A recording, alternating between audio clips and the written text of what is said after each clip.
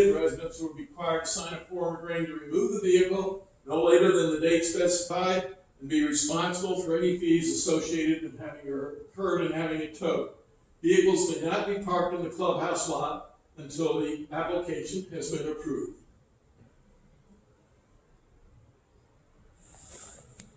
Pretty straightforward. We're not a long-term parking facility. If the owner has a need for up to 4 weeks, absolutely, property management office will do its best to make the space available, and you'll have your 4 weeks time to figure out what to do with your extra vehicle.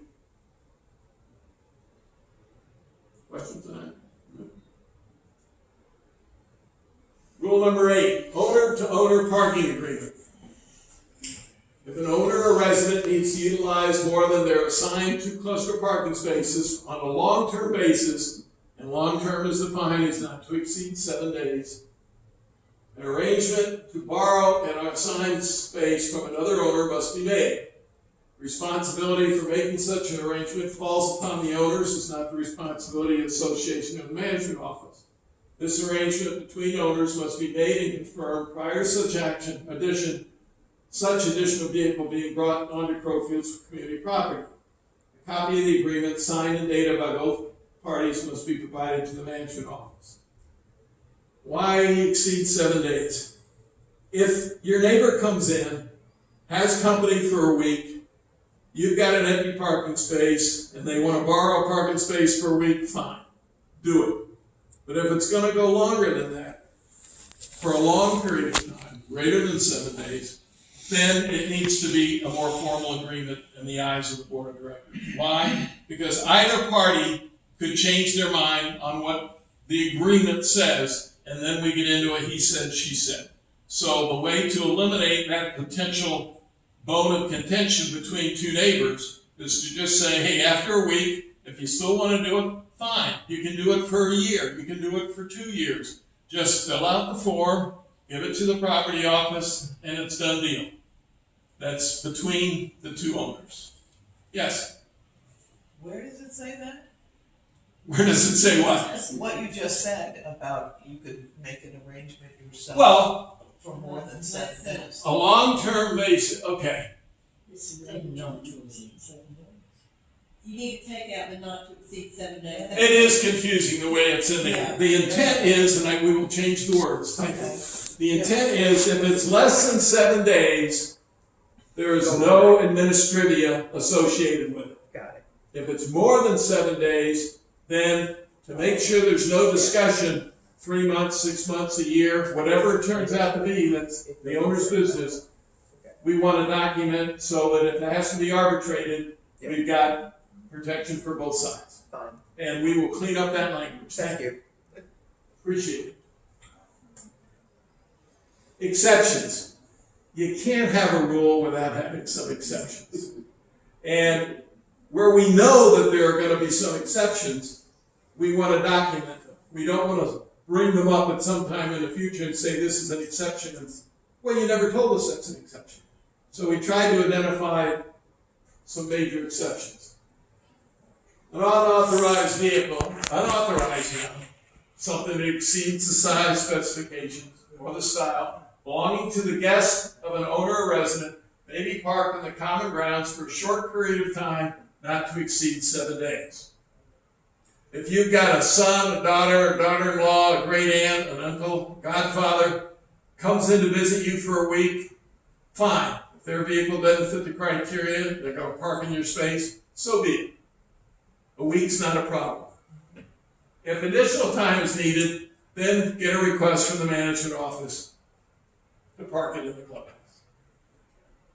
And that's also for visitor parking space. If they're coming for a short period of time, you have your Right. 2, and your child may need the visitor parking space in your cluster for that time, but they're going to be there long, like at Christmas, whatever, holidays. But if it's longer than that, they're going to be here, that's when you need to get a permit for them to park down here. Because we don't want to allow for the visitor parking spaces to be taken up by the same person for a lengthy period of time. That could be made more clear, I think, in the letter, because you're really talking about the visitor spaces also. Yes, when you take Yeah. that in. I made a note of that, yes. And you define an unauthorized vehicle as, it could be a pickup truck, it could be a motorcycle. Yes. So, Pardon? the way that reads, your visitor could stay here for 7 days with a motorcycle. Yes, Okay.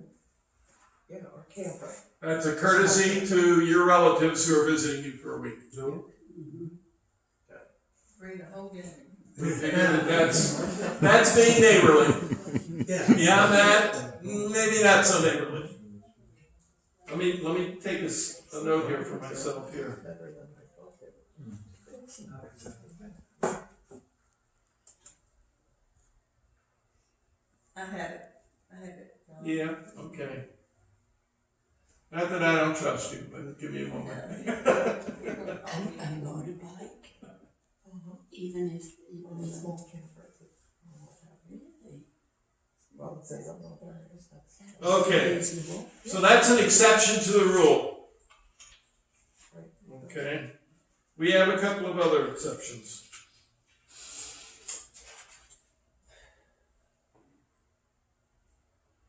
Owner, we already covered this. I've just backed up without knowing it. We covered that one. Residents requiring outside care for illness or infirmity may request a parking exemption in the designated parking areas from the management office for an unauthorized vehicle. If your caregiver requires or drives a vehicle that is otherwise unauthorized, we're not going to subject the caregiver to our restrictions. It's a medical necessity for that owner. If that's what they happen to drive, we're going to live with it.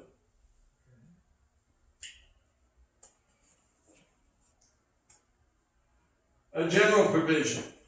Vehicle maintenance other than washing or polishing by a resident or family member may not be performed outside units or in common areas. That's been on the books forever.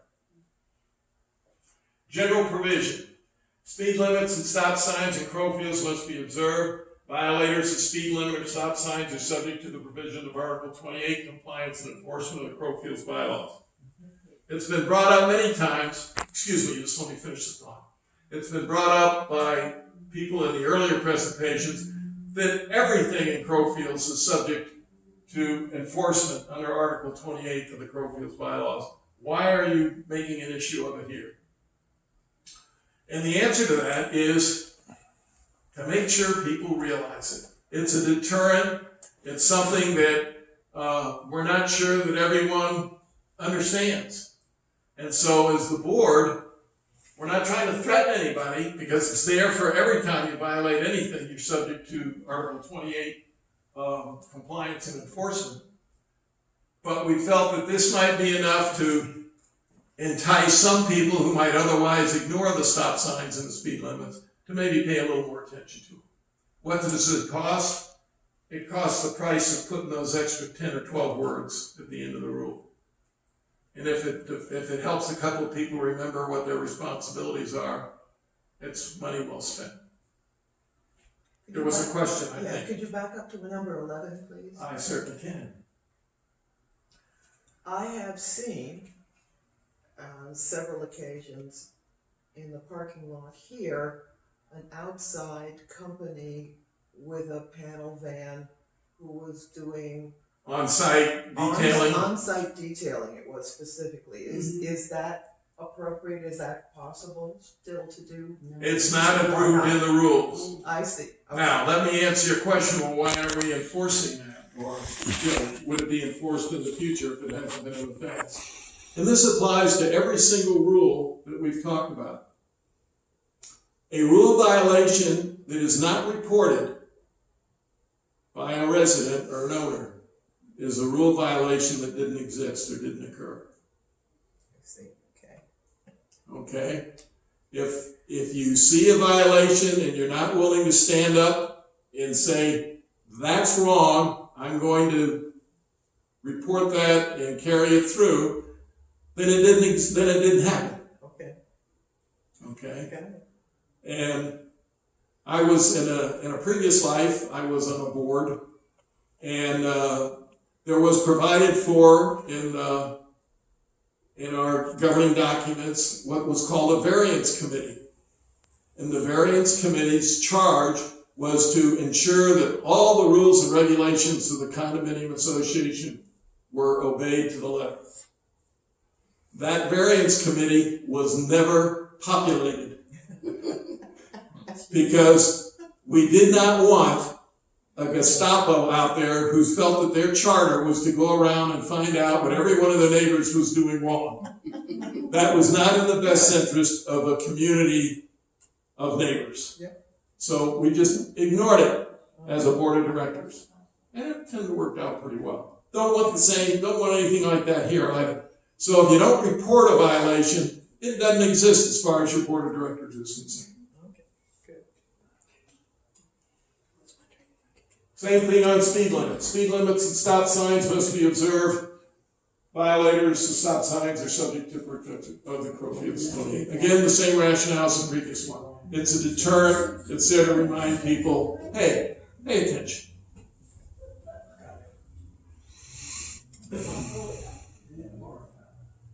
Number 13. Again, this has been in the rules for a while. The one addition, again, the violation of the right to tow. Residents responsible for a towed vehicle are subjected to the provisions of Article 28 of the bylaws. If you're a non-resident and you stuck your car out here in the parking lot for the clubhouse, obviously we can't impose any penalties on you from our bylaws. All we can do is get the police to tow you and deal with it on that side of the equation. But if you're a resident, then there's yet another opportunity to get your attention. So in closing, our objectives in these rules was to provide more options for residents, particularly in the area of, well, the residents already have made a decision relative to the trucks, the body style, otherwise known as a truck, but they haven't had an opportunity to make a decision relative to 2, 3, or 4-wheel electric transportation devices. So we're providing that. We want to make it more attractive to new buyers. Why? Because trucks as a body style have become very, very popular in the United States. They're appointed in a luxurious manner if you chose to invest that much money in it. And they're a different animal than they were when these rules were first put in place in 1978. And it's a different level in the economic strata that's purchasing these trucks, because the people purchasing them today are qualified economically to be a Crowfield resident. And we want to maintain a safe and pleasant environment while doing all this, so we focus on noise and appearance where appropriate. Any final questions? Yes, sir. Can you go back to E2A? You didn't. Really tested my Yeah, well, we kind of. motor skills, but fortunately, with the yes. Can you explain the intent of that, or the? This goes back to day one. It really has, more than anything else, I think,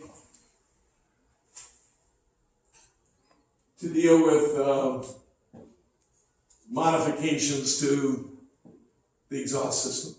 Although I think that's covered elsewhere. All right, maybe to be more specific, the first 3 words. Private license passenger. Right, that's kind of conflicting with what you said about commercial plates for tax reasons, or people that own vehicles under their company name for tax reasons, because now it's saying it's private licensed vehicles or private licensed passenger vehicles, not.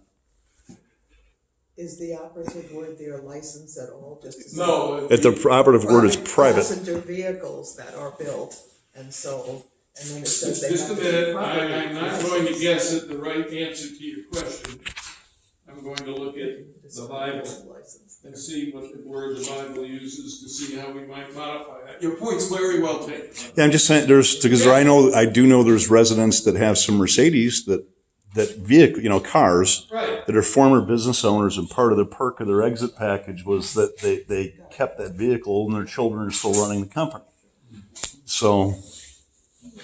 No, I think you're right. The right word is private passenger vehicles. Right. We should delete the word license. Good. Because originally, when I say originally, I mean 3 days ago, commercial plates were in the unauthorized list, and we realized Right. that was inappropriate. We didn't catch this. We will fix that. Thank you.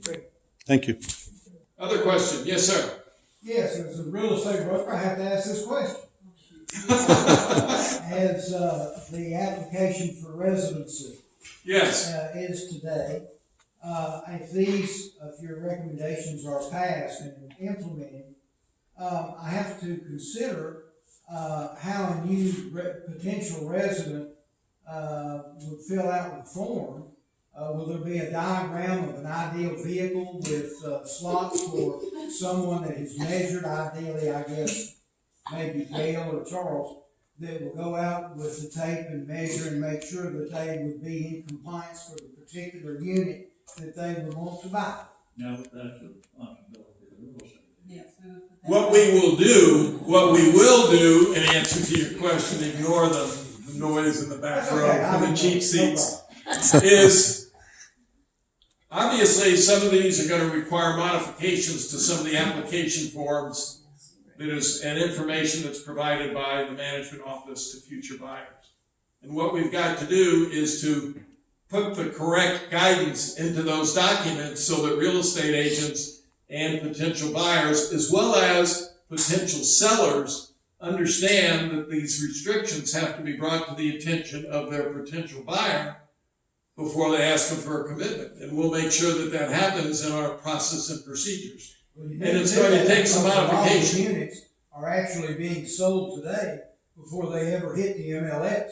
So they're being sold from the private seller to the private buyer. Right. So that's gonna have to be stipulated, I think. And one of the things that we're finding, and that brings an excellent point, is we have people that say, oh, I signed that document that said I read the rules and they said, but I really didn't.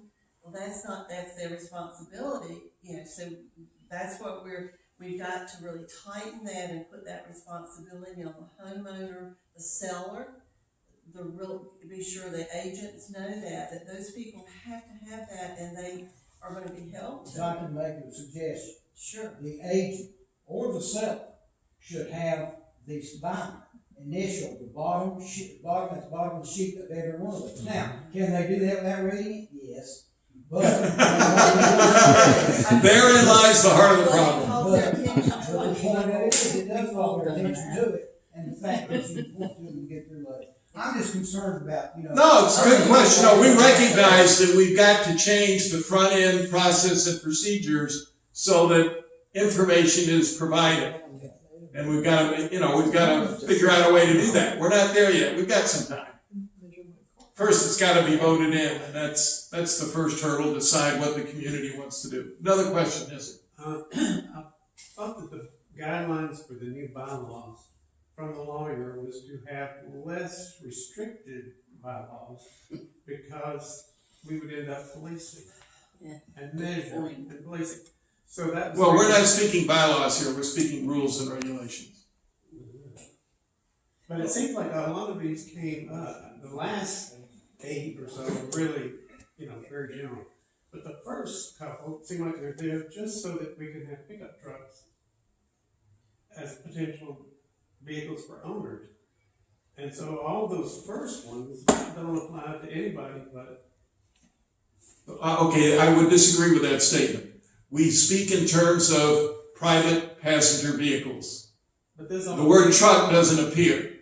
Now, we are making, by not eliminating trucks, by calling out and saying no trucks are allowed, then if a private passenger vehicle happens to be a truck and it fits the limitations of the size, then it's authorized. It just seems like none of this has ever come up until this discussion of trucks. That's because the word trucks and not allowed in Crowfields has been on the books since 1978. And the reason we've done this is because we had requests from some owners to look at the truck situation from several owners.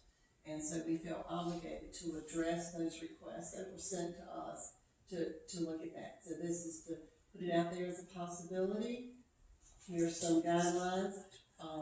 We're doing some restrictions. We could just say the trucks were allowed and been done with it. That would have been easy. That would have been the easy way to go, you know that. Incredibly So easy. that's fine, and so that's why it goes to a vote. When we looked at the demographics of the new vehicle market in the United States and how the truck style is dominating the marketplace, we just felt that it was inappropriate to exclude it by definition because it's always been excluded.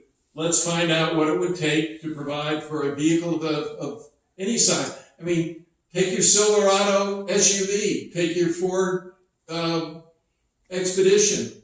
They are big vehicles. They are not trucks. They're multi-purpose vehicles. And they fit.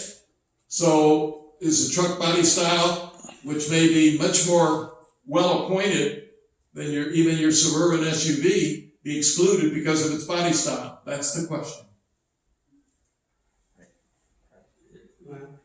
Okay, and that goes for both. Yes, sir, back row. The smaller electric vehicles, where would those need to be parked? In your parking space. In the parking spot, so you're gonna give up one of your car, if you have two cars, you have to get rid of a car so you can park them. You've got 2 parking spaces. You can put any authorized vehicle in. Have you given any thought to all the cords for charging like the golf carts and things, so it'd be laying across the sidewalk? Depending on what the particular application or the particular charging mechanism that was required for a vehicle, we have to address that subject. Well, I'm on the architectural review committee, and we kind of wrestled with that issue. Yeah. Oh, yeah, the board wrestled with it. Where the actual charging unit lies and the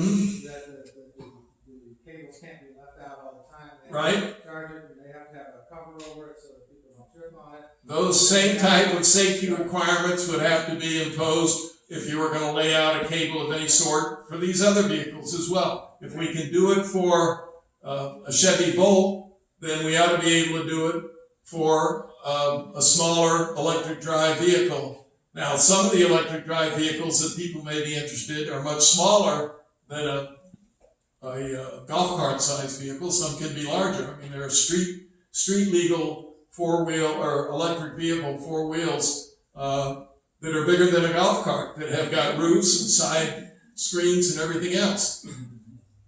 We'll figure out how to do that if in fact it's authorized. It's not going to be that hard. Some of the smaller vehicles, the batteries are removable. Do they weigh? Yes, they weigh. That's the problem, they're quite heavy, you could take it. Some of them are, some of them are heavier than others. But some of them are in the 20, 25 pound range. Yes, if you're an 85-year-old woman living by yourself, that might be more than you can handle. But that doesn't mean we should exclude it for everyone. Some people will be able to do it, and for those who can, why not? That's it. We're making options available. Yes, sir. It just seems like we're making a rule where some people can have trucks in here, but if you happen to have a condominium that doesn't have a space big enough, then you can't have a truck. So why are we allowing some people in Crowfields to have trucks, but other owners can't? That just seems... Well, if you buy a Ford Ranger or any of the other smaller scale truck body styles, you won't have any trouble fitting it in the smaller spaces. But then you're also saying, you can have a small truck, you can have a big truck. Your space is authorized to have that size vehicle parked in front of it. We wish we could, we wish all the I parking know, spaces, but we don't but I don't think how you can enforce. I'm with this guy. No. Do you It's either yes or no. Yeah. It's black and white. Do you think it's more fair to say to the people at the big spaces, you can't have a big truck because he can? Yeah. You can't do that truck in town. Yeah, I think you can say you can't have it, because I can't have a truck, you can have a truck, I think you could say that. For the whole common area of Crowfields, either everything applies or it doesn't. The alternative to that would be completely outlaw trucks, which completely eliminates a large and increasing segment of the adult population But how many as condos- potential buyers. How many condos in here can accommodate a big truck? I can't give you an exact number because I have not measured every single parking space. I have measured a number of them. Yes, sir. Right, now, that's the point. You don't let trucks. What you're talking about size, so you gotta tell people you can't have a large van, a large SUV, a large anything. Because he can, nobody can. There's some spaces out here where, an individual has a large SUV and it's parks in the middle, which one has two spaces, but only has one car, so they choose to park in the middle for that reason, which they can do to their parking spaces. But if they have to park in just one, that's the thing. And we understand exactly where you're coming from. There's no way you can be equitable across that. There's lots of other issues here that you know. How many rules do we have that apply only to certain condominiums? Certain condominiums can have some. When we did the charging thing, the treatment for the chargers, that's very different from something else. That has to be determined on a case-by-case basis, because obviously some of them, there are, some of the units, you can park right in front. You can have a charger, facility yard, just take the cable out. Others, they're parked on the other side of the parking lot, and they haven't quite figured out how to get the power over that side of the parking lot. So it's not equitable with that. And I think. Well, now, wait a minute, let me address that because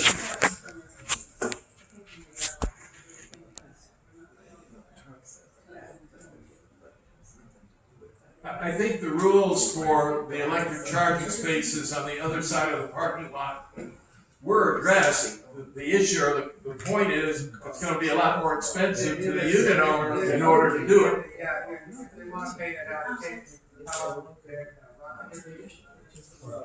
That's right. Not that it can't be done and we've defined how it can be done. It's do you want to incur the cost to do it? They figure out a way to do it, but it will be much more expensive. Any other questions? Let me get into the wrap up.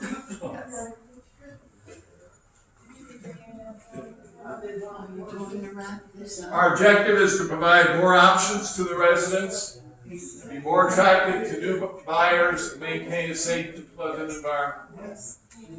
Final thoughts? We're here to provide you the information and the options which we feel are in the best interest of the community. A copy of the proposed rules and regulations, the frequently asked questions, and the presentation will be emailed to all owners next week. Email. We thank you for your time and attention, and we'll see you at the members' meeting on Thursday, October the 10th. Do the next slide one more time. They got to see that, then I'll tell about the ballot real quick. What happened? I don't know when I. What'd you do?